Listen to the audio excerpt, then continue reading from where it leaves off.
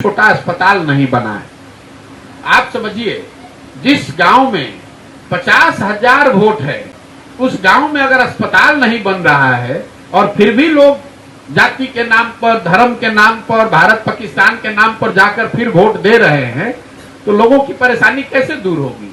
Vote तो अस्पताल के लिए होना चाहिए। अगर दमोह के लोग ये कहें कि जब तक अस्पताल नहीं बनेगा तो वोट नहीं देंगे, तो अस्पताल कल बन।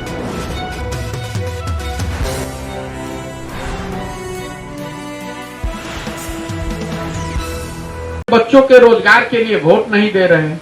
आप समस्तीपुर की स्थिति देख लीजिए। समस्तीपुर से 3 मंत्री हैं राज्य सरकार में और 1 मंत्री हैं केंद्र में। फिर भी समस्तीपुर की ऐसी दशा है कि कम से कम मैं पिछले 12-13 दिनों से चल रहा हूं, कोई ऐसा गांव नहीं है जहां लोग त्रस्त ना हो। पानी के लिए, रोड के लिए, रोजगार के लिए, पढ़ाई के लिए, अस्पताल के लिए। यहाँ एक दमोह बड़ा गांव है, आप लोग जानते होंगे। लोग बताते हैं दमोह की 50,000 की आबादी, हम वहां गए थे। मैं आपको उदाहरण के तौर पे बता रहा हूं। लोगों ने मुझे वहां बताया कि भैया हम ही लोग तय करते हैं कि यहाँ विधायक कौन बनेगा, क्योंकि 50,000 हमारा वोट है।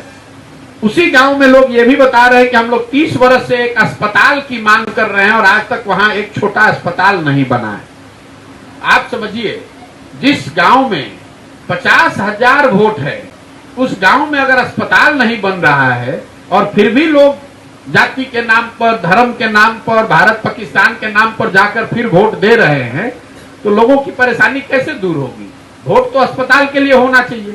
अगर दमोह के लोग ये कहें कि जब तक अस्पताल नहीं बनेगा तो वोट नहीं देंगे, तो अस्पताल कल बन जाएगा। तो प्रशांत किशोर के पास योजना नहीं है।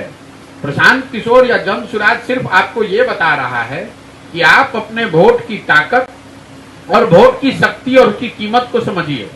आपके पास पैसा नहीं है, आपके पास शिक्षा नहीं है, आपके पास जमीन नहीं, लेकिन आपके पास वोट है।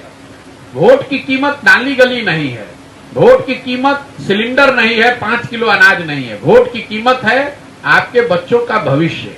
आप अपने बच्चों के पढ़ाई के लिए, उनके रोजगार के लिए, अपने लिए खेती हो, जमीन के लिए, इसके लिए जब वोट करेंगे तभी आपका जीवन सुधरेगा। और नहीं तो आप जाति के आधार पर, धर्म के आधार पर, भारत पाकिस्तान के आधार पर या किसी नेता का चेहरा देखकर अगर आप वोट देंगे, तो चाहे आप लालू जी का चेहरा देख के वोट दीजिए, मोदी जी का चेहरा देख के वोट कीजिए, कि प्रशांत किशोर का चेहरा देख के वोट कीजिए, उससे आपका जीवन नहीं सुधरेगा।